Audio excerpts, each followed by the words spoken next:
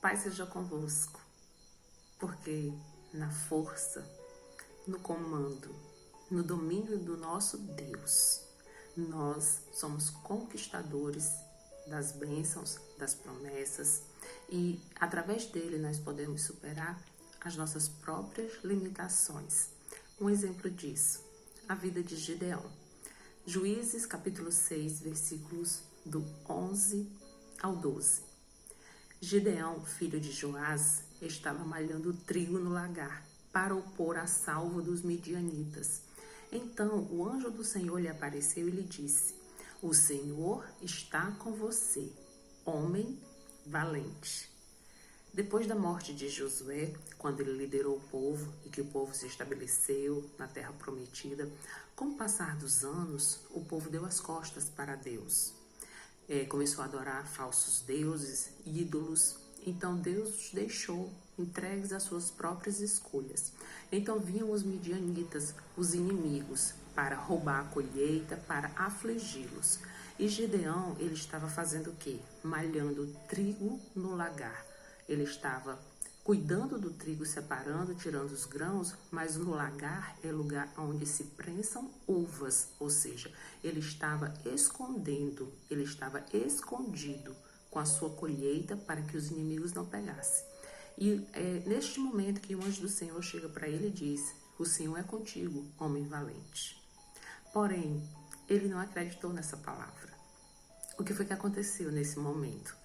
Deus teve que fazer todo um trabalho, curando as emoções dele, mostrando que na força do Senhor ele seria capaz de vencer. Então, o que é que Deus faz com ele? Começa a trabalhar nele para vencer o espírito de intimidação. Quando Deus fala, o Senhor é contigo, homem valente, Gideão, ele não toma essa palavra para si, porque ele se acha o quê? Fracassado, humilhado, oprimido. Ele foca somente no problema. Ele não enxerga que ele tem um campo de trigo, porque o trigo cresce, está no campo e era visível para quem passasse na estrada. Mas ele não entende que Deus estava ali protegendo o tempo todo. Mas ele foca somente no problema. E o que é que ele diz no versículo 13? Ah, meu Senhor, se o Senhor Deus está conosco, por que nos aconteceu tudo isto? E onde estão todas as maravilhas que os nossos pais nos contaram? Eles disseram: o Senhor nos tirou do Egito, porém agora o Senhor nos abandonou e nos entregou nas mãos dos midianitas. O povo sofria pela quebra de aliança com Deus e não o contrário.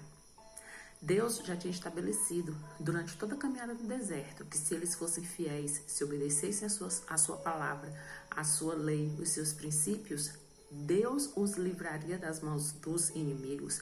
Praga nenhuma, doença nenhuma chegaria nem nas colheitas, nem no corpo deles. Porque Deus, ele é fiel, mas ele permanece fiel para quem é fiel a ele. Quantas vezes Deus está tentando nos motivar, nos levantar, assim como aconteceu com Gideão, e nós não enxergamos a graça, o amor, a misericórdia, ficamos muitas vezes até com o coração endurecido, somos ingratos com o que Deus tem feito porque a gente está focando só no problema. Então, era necessário que Gideão fizesse o quê? Ele precisava vencer o espírito do medo e o espírito da intimidação, porque tudo isso enfraquece a nossa vida espiritual e tudo na nossa vida começa na nossa comunhão com Deus. Se estamos fortalecendo o espírito, nós somos fortes, mas se nós deixarmos o espírito enfraquecer, nós seremos presas fáceis dos pensamentos negativos, de toda e qualquer circunstância contrária à vontade de Deus, que fugir ao nosso controle, nós vamos achar que Deus nos abandonou, que Deus se esqueceu de nós. O próprio anjo se referiu a Gideão: Deus é contigo, homem valente. Mas ele nem percebeu, ele não tomou para si essa palavra. Porque, de alguma forma, ele era um homem valente, porque ele estava ali cuidando da família, ele estava malhando trigo no lagar, ele estava vivendo de que forma? Havia o real e o ideal. Ele estava vivendo o real, escondido. fazendo ali, cuidando da colheita para que os inimigos não pegassem. Mas o ideal para a vida dele era muito mais do que isso.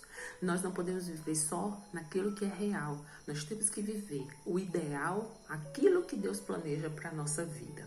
Em seguida, porque ele reclamou, ele disse: onde está o Senhor? Onde está o Deus que tirou o povo do Egito, que fez maravilhas?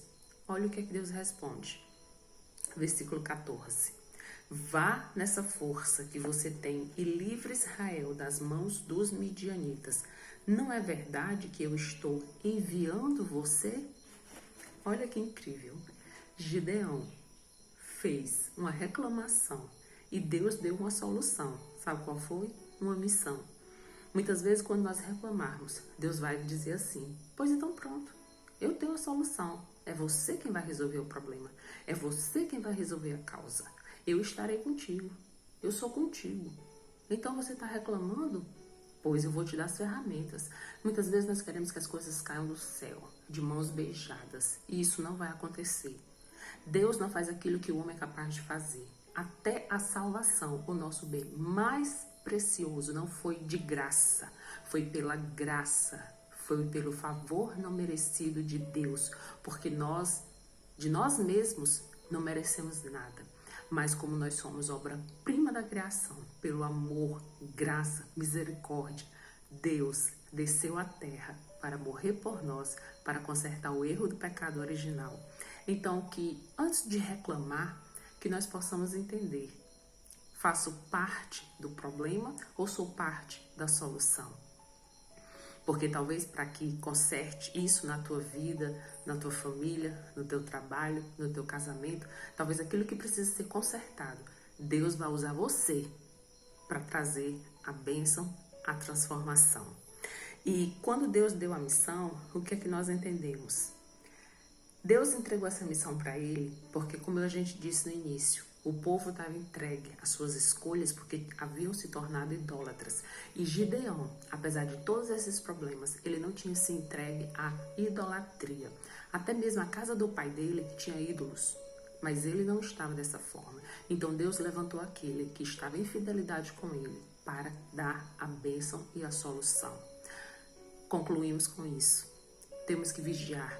Temos que olhar para dentro de nós mesmos, olhar para a nossa casa. Se tem impedimentos, se tem coisas fora do lugar, precisamos manter a nossa vida espiritual em ordem, precisamos colocar a nossa casa em ordem, precisamos ter uma vida purificada diante do Senhor. Somos pecadores, imperfeitos? Sim, mas como conhecedores da palavra, temos que nos esforçar a cada dia para sermos melhores e não sermos escravizados pelo pecado. E depois disso, nós temos que entender também: Deus já tem um celeiro pronto de bênçãos. Como falamos, o real não era aquilo que Deus queria. Gideão malhando trigo no lugar onde se prensavam uvas. Deus já tem um celeiro, um campo cheio de bênçãos para nos entregar.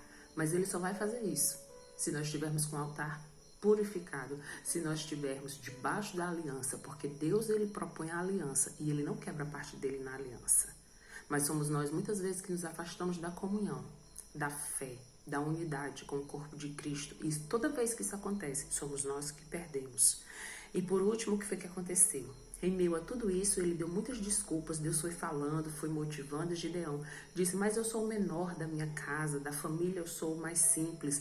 Deus, ele não está olhando para poder aquisitivo. Deus não está olhando se eu tenho a força do braço, porque de nós mesmos nós não temos. Quando nós avançamos é pela força e pelo poder da sua palavra.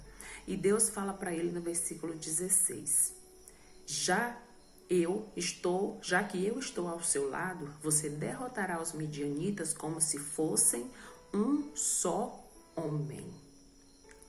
Deus, ele poderia exterminar os inimigos de Israel. Deus poderia exterminar os midianitas só com o poder da sua palavra, porque Deus tem poder, Jesus tem poder. Os céus, a terra e tudo que há foi criado pelo poder da palavra de Deus. Só que Deus não vai fazer aquilo que eu posso fazer. Ele levantou Gideão para que ele pudesse colocar a casa em ordem, a casa do pai dele. E ele foi, derrubou os ídolos. os deuses estranhos da casa do pai dele, e o pai dele não se revoltou contra ele, o pai dele caiu em si, que era a coisa certa, e começou a purificação. Antes de ir para a batalha, ele purificou, colocou a casa em ordem. E depois disso, ele parou de dar desculpas, ele creu na promessa. E a palavra do Senhor diz que ele venceu. Gideão recebeu a palavra que ele era valente, que ele era valoroso.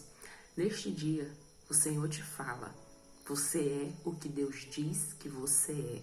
Você é aquilo que a Bíblia diz que você é. Em Cristo nós somos mais do que vencedores. Jesus te ama, Jesus tem um plano, Deus pode mudar o quadro da tua vida, mas para isso, tape as brechas.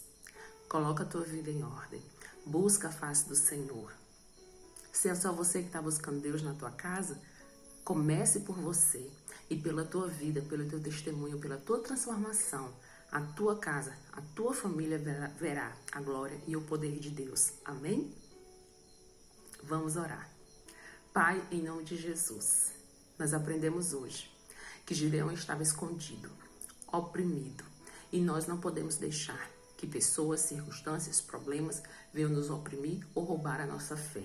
Por isso, Senhor, eu oro por esta vida, por esta família, pelos lares que estão destruídos, pelas vidas que estão aprisionadas ao medo, ao síndrome do pânico, à depressão, à falta de perspectiva. Em nome de Jesus, nós quebramos todos os laços que oprimem essas pessoas e nós declaramos, Senhor, a cura física, a cura espiritual, a cura nas emoções. Ó Pai, no nome de Jesus, que essa pessoa venha sonhar, que essa pessoa venha se levantar, que a tua palavra diz que o Senhor veio para buscar e achar o que havia se perdido. Por isso, Senhor, levanta os cativos, liberta os cativos, levanta os oprimidos. Vem dar, Senhor, bom ânimo no nome de Jesus para cada uma dessas pessoas. Que seja escrita, Senhor, uma nova história, que essa pessoa se levante, assim como o Gideão, que ele venceu as suas próprias limitações. Creu que o Senhor estava com ele na batalha, porque a tua palavra diz que ele iria vencer, como um só homem iria vencer todos os inimigos. Por isso nós tomamos posse das bênçãos que o Senhor tem para nós e declaramos que o poder da cruz, a unção está liberada e nós tomamos posse para a salvação, a cura, a libertação, para dias melhores, porque os céus não estão em crise e o Senhor está ouvindo o nosso clamor.